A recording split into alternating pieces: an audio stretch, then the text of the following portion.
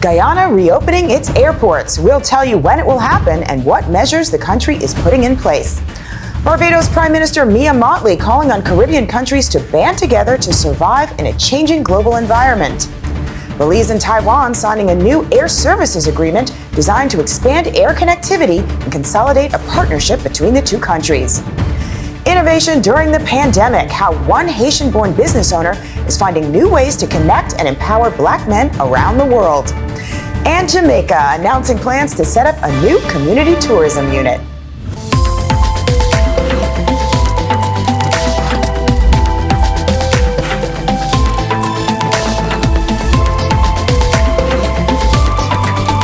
This is the Caribbean Times News with Alisha Davis. I'm Alisha Davis in New York. Thanks for being with us. And we begin with our headline story, Guyana set to reopen its airports. According to Public Works Minister Juan Edgehill, both of Guyana's airports will reopen to international travelers on October 12th. There will be COVID-19 measures, including testing of all people entering Guyana. And Barbados Prime Minister Mia Mottley is calling on Caribbean countries to band together to survive in a changing global environment. In her address to a virtual meeting of the Board of Governors of the Caribbean Development Bank, Mottley warned that it cannot be business as usual. She urged a redoubling of efforts to strengthen regional institutions to be able to handle global pandemics, the climate crisis, and whatever else that comes. This is the time, my friends, that we need to redouble, relook, and reforge our regional institutions. There's a time to consider our international relationships, a time to build new coalitions for change. In some, this is not the time for business as usual. Now is when we must make our institutions fit for the brave new world, one that we want to build, one replete that can handle global pandemics, climate crisis, and whatever else that comes to test us, because 1 year ago, we did not expect this pandemic. 10 years ago, we needed regional institutions that were well managed, prudent, and stable. We did not need regional institutions then that were nimble in managing systemic crises or that had to think creatively about how to react. Today, however, we require regional institutions that are not only well managed, but have a capacity for reflection, for innovation, for global coalition building, and for imagination. And now to Belize and Taiwan signing a new air services agreement. It's designed to expand air connectivity and consolidate a partnership in aviation, travel, and trade between the two countries. Over the past decade, Belize has seen a 60% increase of its regional and international air connectivity, which has been one of the key factors in the growth of its tourism sector. Belize has signed similar arrangements with countries including the U.S., Malaysia, Singapore, the United Arab Emirates, and Honduras.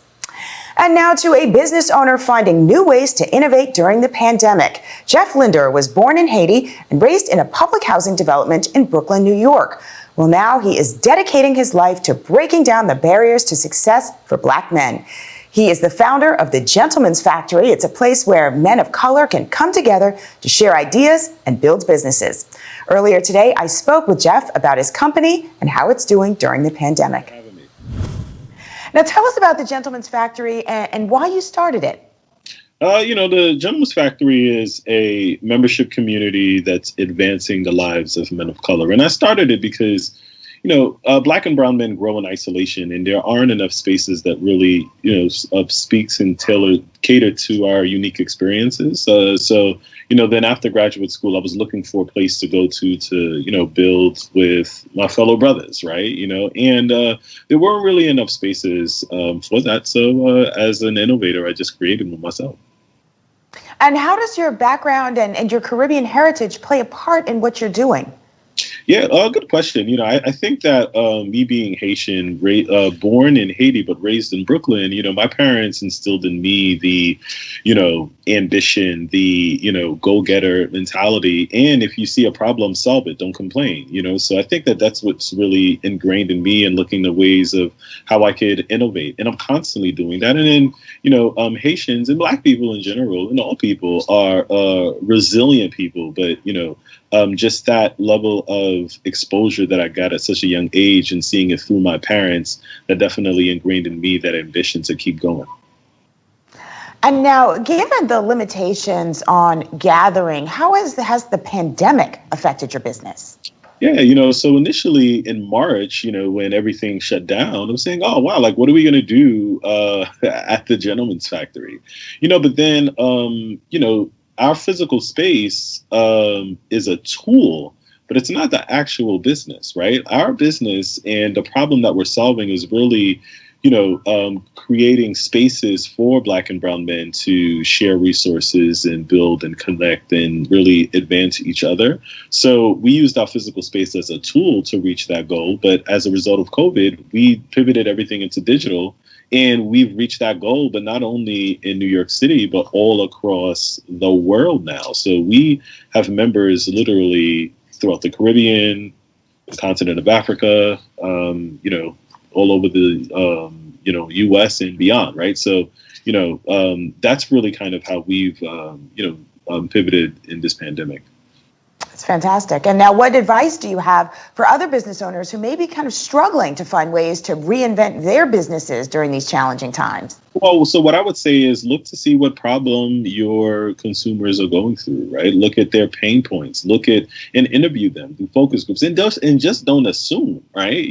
So I'm a Black man, but when I started the Gentleman's Factory, I surveyed thousands of Black and brown men throughout New York City because I needed to get a better understanding of what is it that they're going through, what are their issues, what are their needs, and how can I help solve that? So, if I did that 3-4 years ago when the world was, normal to a certain degree, I'm still doing that right now as we're going through this pandemic. So I think that, in business, you want to not focus on your product, but focus on your consumers' problems, right? Because when you can solve their problems, then they'll always come to you because you have something that they need.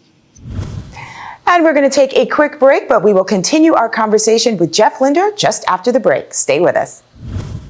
Since the coronavirus, global travel seems risky, but with Promo Caribbean, you don't have to worry. Our COVID-19 alerts feature, coupled with our comprehensive travel guide featuring over 20 countries, contains all you need to keep updated and safe during the pandemic. Whether it's Belize, Barbados, Haiti, or Guyana, our travel guide has all you need from safe places to eat, transport options, pharmacies, embassies, hotels, and Airbnbs. Not feeling well? You could take the COVID self-assessment test on our app. If you happen to be in the Caribbean or are looking to travel during these uncertain times, then Promo Caribbean is going to be your best friend. Today more than ever, you need to stay informed and stay safe. With Promo Caribbean, you don't have to worry. We've got you. Download the app from the App Store or Play Store now. For the latest in Caribbean culture, news, sports, and entertainment, tune in to CaribVision. We keep you up to date on developments in your region. CaribVision. We broadcast across the Caribbean, in the New York tri-state area, Canada, and Europe. CaribVision, the eyes and ears of the Caribbean.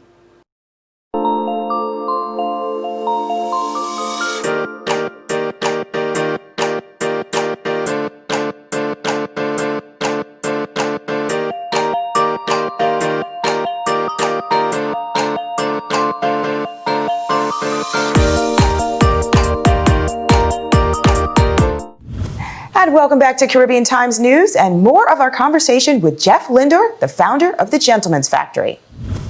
Now, Jeff, with all of the protests that we're seeing around the world, how is social justice being discussed at the Gentleman's Factory?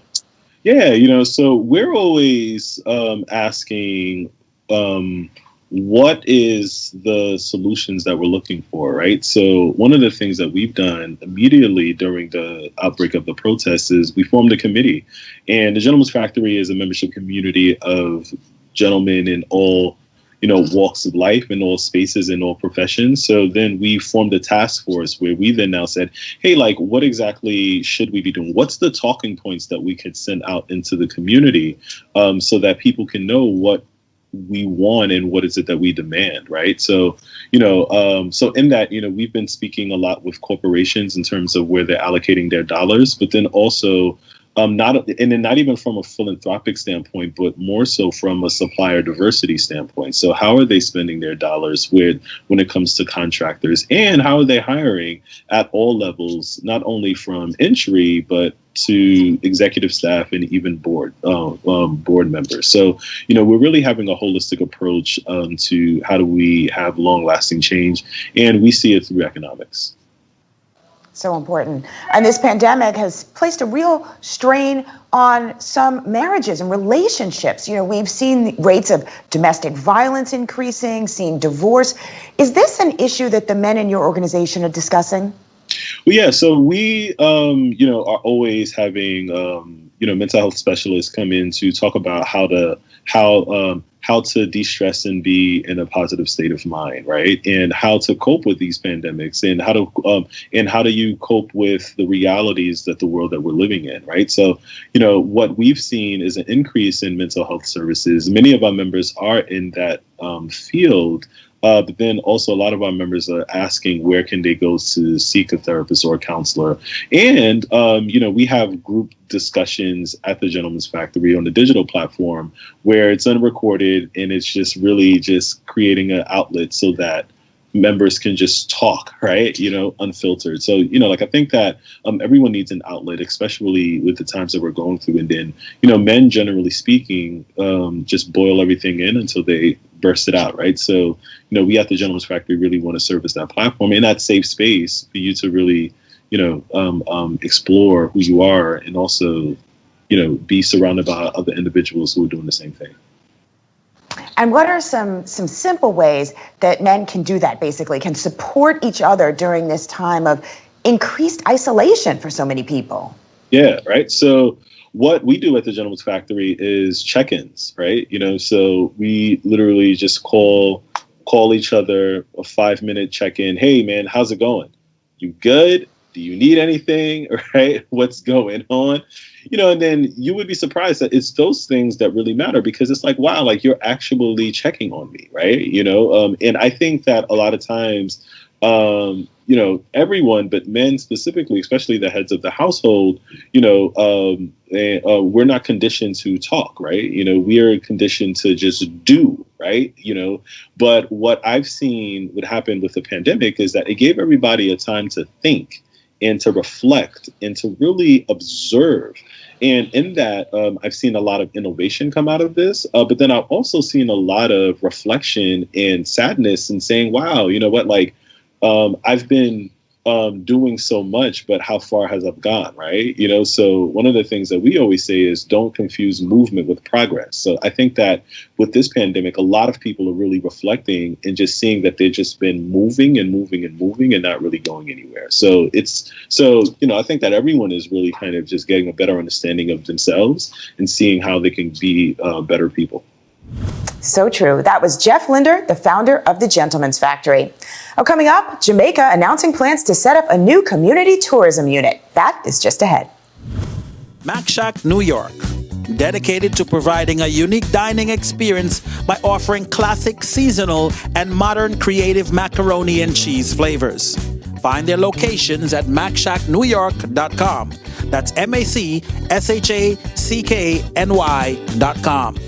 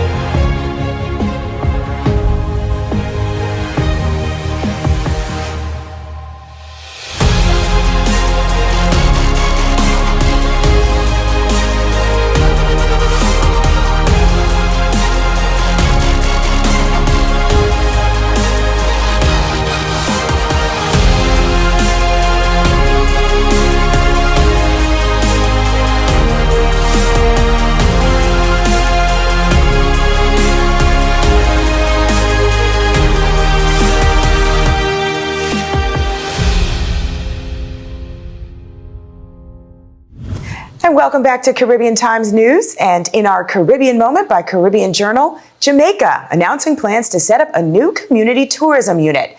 The new unit will, quote, work with communities and hotels to expand participation by community members while providing authentic experiences for all persons visiting Jamaica. The Ministry of Tourism cited Jamaica's annual Blue Mountain Coffee Festival as an example of community involvement and sustainable tourism development benefiting coffee farmers and communities in the hills of rural St. Andrew. And that does it for this edition of the Caribbean Times News. To all of our viewers across the Caribbean and around the world, thank you for watching and good night.